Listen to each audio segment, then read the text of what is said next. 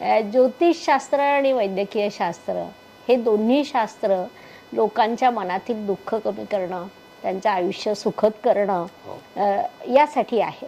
अर्थात दोघांकडे पीडित लोक येतात, त्यांच्या समस्या असतात, आजारातून मुक्तता मिळावी हा एक भाग असतो.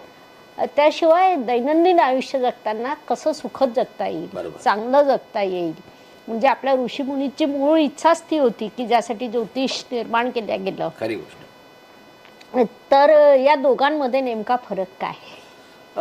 अतिशय योग्य आणि महत्त्वाचा प्रश्न आहे. खरं तर त्याचं कारण असं की वैद्यकीय शास्त्र जे आहे, वैद्यक शास्त्र हे केव्हापासून सुरू झालं तर अगदी चरकाच्या आधी देखील आपल्याला भगवंताचाच एक अवतार धन्वंतरी देखील म्हणता येऊ शकेल.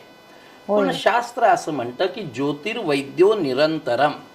त्याचं कारण असं की कोणतंही शास्त्र हे मानवी जीवनाच्या कल्याणासाठी